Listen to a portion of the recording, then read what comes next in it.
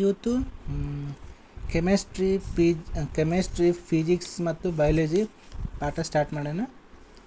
ಮುಖ್ಯವಾಗಿ primary, high school, degree, PUC ಮತ್ತು ಸ್ಪರ್ಧಾತ್ಮಕ ಪರೀಕ್ಷೆಗಳಲ್ಲಿ ಸೈನ್ಸ್ ಹೆಚ್ಚಾಗಿ ಪ್ರಶ್ನೆಗಳು ಬರ್ತವೆ.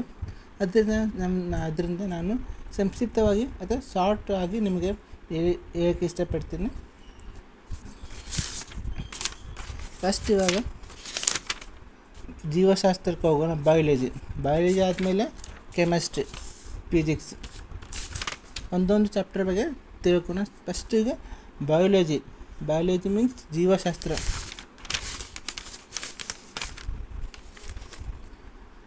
ಜೀವಶಾಸ್ತ್ರ ಅರ್ಥ, ಮಹತ್ವ ಮತ್ತು ಶಾಖೆ. ಇದು ಅಧ್ಯಾಯ 1ರಲ್ಲಿ ಬರ್ತೈತೆ. ಅಧ್ಯಾಯ 1ರಲ್ಲಿ ಏನು ಬರ್ತೈತಿ? ಜೀವಶಾಸ್ತ್ರ ಅರ್ಥ, ಮಹತ್ವ ಮತ್ತು ಶಾಖೆಗಳು. ಜೀವಶಾಸ್ತ್ರಕ್ಕೆ ಪೀಠಿಕೆ, ಇಂಟ್ರಡಕ್ಷನ್ ಆಫ್ ಬಯಾಲಜಿ. ಭೂಮಿ ಮೇಲೆ ಸೂಕ್ಷ್ಮವಾದ ವಾತಾವರಣದ ನಿರ್ಮಾಣಗೊಂಡಾಗಿಂದ ಮಾನವ ಮತ್ತು ಇತರ ಸಕಲ ಜೀವಿಗಳು ಅಸ್ತಿತ್ವಕ್ಕೆ ಬಂದಿವೆ. ಈ ಜೀವಿಗಳ ಕುರಿತು ಅಧ್ಯಯನ ಮಾಡುವುದನ್ನು ಜೀವಶಾಸ್ತ್ರ ಅನ್ನು ಕರೆಯುತ್ತಾರೆ. ಜೀವಶಾಸ್ತ್ರ ಪಿತಾಮಹ ಅರಿಸ್ಟಾಟಲ್. ಜೀವಶಾಸ್ತ್ರ ಪಿತಾಮಹ ಯಾರು? ಅರಿಸ್ಟಾಟಲ್. ಇಂಗ್ಲೀಷಿನ ಬಯಾಲಜಿ ಶಬ್ದವು ಲ್ಯಾಟಿನ್ ಭಾಷೆಯಿಂದ ಬಂದಿದೆ. ಓಕೆ, ಇಂಗ್ಲೀಷ್ನಲ್ಲಿ ಬಯಾಲಜಿ ಪದ ಇತ್ತಲ್ಲ ಶಬ್ದ, ಅಲ್ಲಿ ಲ್ಯಾಟಿನ್ ಭಾಷೆಯಿಂದ ಬಂದಿದೆ ಅಂತ ಹೇಳ್ಬೋದು. ಇಂಗ್ಲೀಷಿನ ಬಯಾಲಜಿ ಶಬ್ದವು ಲ್ಯಾಟಿನ್ ಭಾಷೆಯಿಂದ ಬಂದಿದ್ದು. ಬಯೋಸ್ ಅಂದರೆ ಜೀವ, ಜೀವ. ಲಾಗಸ್ ಅಂದರೆ ಅಧ್ಯಯನ ಅಂದಿರ್ತ, ಜೀವಗಳ ಅಧ್ಯಯನ ಅಂತ ಕರಿಬೋದು. ಬಯೋಸ್ ಅಂದರೆ ಜೀವ, ಲಾಗಸ್ ಅಂದರೆ ಅದರ ಅಧ್ಯಯನ ಅಂದಿರ್ತ. ಜೀವಶಾಸ್ತ್ರ ಮುಖ್ಯವಾಗಿ 2 ಶಾಖೆಯನ್ನು ಒಳಗೊಂಡಿದೆ ಅಂತ ಹೇಳ್ಬೋದು. ಜೀವಶಾಸ್ತ್ರ ಭೂಮಿ ಮೇಲೆ ಸೂಕ್ಷ್ಮವಾದ ವಾತಾವರಣದ ನಿರ್ಮಾಣಗೊಂಡದಾಗಿಂದ, ಭೂಮಿ ಮೇಲೆ ಕೆಲವೊಂದು ಏನಿರುತ್ತೆ ವಾತಾವರಣ, ಆ ವಾತಾವರಣ ನಿರ್ಮಾಣಗೊಂಡ ಹುಟ್ಟಿದಿಂದ ಮಾನವ ಮತ್ತು ಇತರ ಸಕಲ ಜೀವಗಳು ಬಂದ, ಮಾನವ ಜೀವಿಗಳು ಇರ್ಬೋದು ಅಥವಾ ಮಾನವ ಇದು ಹುಟ್ಟಿದಿಂದ ಅಂತ ಹೇಳ್ಬೋದು. ಈ ಜೀವಿಗಳನ್ನ ಮಾನವ ಜೀವ, ಸೂಕ್ಷ್ಮ ಜೀವಿಗಳು ಮತ್ತು ಪ್ರಾಣಿಗಳಿರ್ಬೋದು ಮತ್ತು ಎಲ್ಲ ಜೀವಿಗಳ ಕುರಿತು ಅಧ್ಯಯನ ಮಾಡೋದಕ್ಕೆ ಏನಂತ ಜೀವಶಾಸ್ತ್ರ ಅಂತ ಕರೀತಾರೆ. ಜೀವಶಾಸ್ತ್ರ ಪಿತಾಮಹರು ಅರಿಸ್ಟಾಟಲ.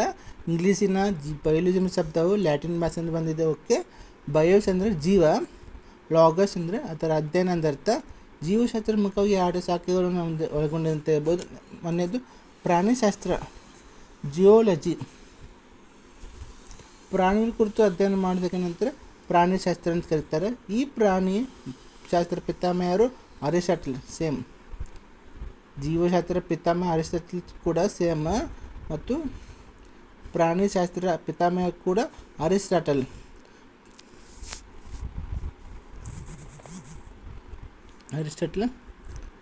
ಪ್ರಾಣಿಗಳನ್ನು ಜಲಚರ ಪ್ರಾಣಿಗಳು, ಭೂಚರ ಪ್ರಾಣಿಗಳು ಮತ್ತು ವಾಯುಚರ ಪ್ರಾಣಿಗಳನ್ನು ವಿಂಗಡಿಸಲಾಗಿದೆ. ಗೊತ್ತಾಯ್ತಲ್ಲ? ಜಲಚರ ಪ್ರಾಣಿಗಳು ಮೀನ್ಸ್ ನೀರಿನಲ್ಲಿ ವಾಸಿಸುವ ಪ್ರಾಣಿಗಳ ಜೀವ ಅಂದರೆ ಮೀನು ಇರ್ಬೋದು, ತಿಮಿಂಗಲ ಇರ್ಬೋದು, ಇದು ಮತ್ತು ಇತರ ಪ್ರಾಣಿಗಳು ಅಂತ ನೀರಿನಲ್ಲಿ ವಾಸಿಸ್ತವೆ, ಕಪ್ಪೆ ಇರ್ಬೋದು. ಮತ್ತು ಭೂಚರ ಪ್ರಾಣಿಗಳು ಅಂದರೆ ಇವು ಸಿಂಹ, ಹುಲಿ, ಆನೆ, ಜಿಂಕೆ ಅವೆಲ್ಲ ಭೂಚರ ಪ್ರಾಣಿಗಳು.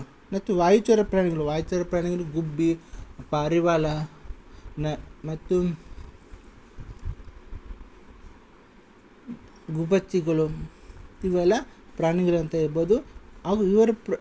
ಹಾಗೂ ಇವರ ಪ್ರಾಣಿಗಳನ್ನು ಕೆಂಪು ರಕ್ತಕಣದಿಂದ ಹೊಂದಿರುವ ಪ್ರಾಣಿಗಳನ್ನು ಕೆಸರಕ ಪ್ರಾಣಿಗಳಂತ ಕರೀತಾರೆ.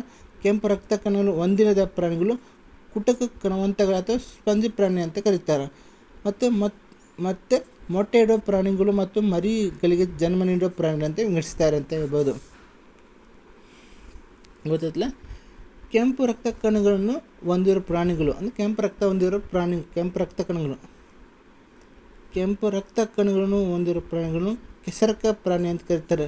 ಕೆಸರಕ ಪ್ರಾಣಿಗಳು ಹೆಂಗಿರ್ತಾವೆ?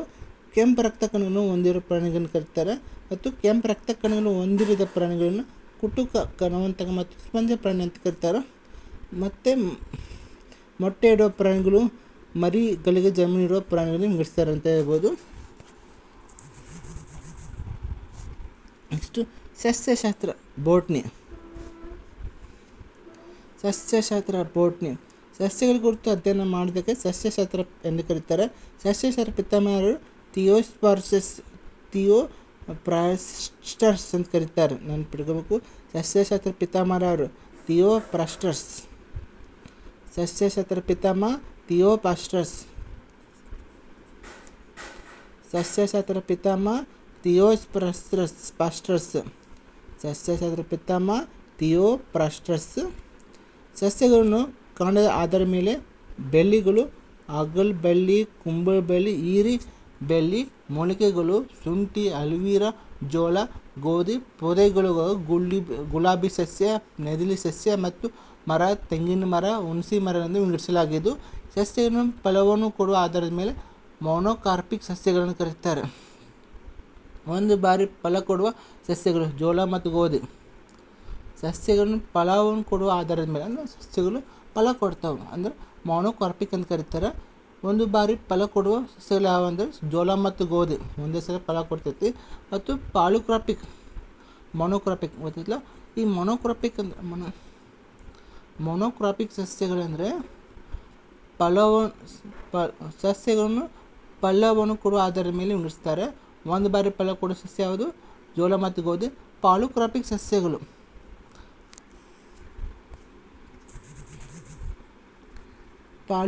ಸಸ್ಯಗಳು ಹಲವಾರು ಬಾರಿ ಫಲ ಕೊಡುವ ಸಸ್ಯಗಳು ಅಂತ ಕರೀತಾರೆ. ಮಾವಿನ ಮರ ಇರ್ಬೋದು, ತೆಂಗಿನ ಮರ ವಿಂಗಡಿಸ್ತಾರೆ. ಪಾಲಿಕ್ರಾಮಿಕ್ ಅಂದರೆ ಹಲವಾರು ಬಾರಿ ಫಲ ಕೊಡ್ತೈತೆ ಅಂತ ಕೊಡೋ ಸಸ್ಯಗಳು. ಮಾವಿನ ಮರ, ತೆಂಗಿನ ಮರ. ಸಸ್ಯಗಳನ್ನು ಬೀಜಗಳ ಆಧಾರದ ಮೇಲೆ ಏಕದಳ ಬೀಜ ಸಸ್ಯಗಳು ಜೋಳ, ಗೋಧಿ, ಭತ್ತ. ಏಕದಳ ಬೀಜ ಸಸ್ಯಗಳು ಜೋಳ, ಗೋಧಿ, ಭತ್ತ. ದ್ವಿದಳ ಬೀಜ ಸಸ್ಯಗಳು ತೊಗರಿ, ಶೇಂಗಾ, ಕಡಲೆ ಎಂದು ವಿಂಗಡಿಸ್ತಾರೆ. ಸಸ್ಯಗಳನ್ನು ಏಕವಾರ್ಷಿಕ ಸಸ್ಯಗಳು ಜೋಳ, ಗೋಧಿ. ದ್ವಿವಾರ್ಷಿಕ ಸಸ್ಯಗಳು ಉಳ್ಳಾಗಡ್ಡೆ, ಹೂಕೋಸ. ಬಹುವಾರ್ಷಿಕ ಸಸ್ಯಗಳು ತೆಂಗಿನ ಮರ, ಮಾವಿನ ಮರ ಅಂತ ವಿಂಗಡಿಸ್ತಾರೆ. ನೆಕ್ಸ್ಟ್ ಇವಾಗ ಜೀವವೈವಿಧ್ಯತೆ, ಬಯೋಡೈವರ್ಸಿಟಿ. ಬಯೋಡೈವರ್ಸಿಟಿ ಇದು ನೆಕ್ಸ್ಟ್ ಕ್ಲಾಸಲ್ಲಿ ನೋಡೋಣ. ಜೀವವೈವಿಧ್ಯತೆ, ಬಯೋಡೈವರ್ಸಿಟಿ.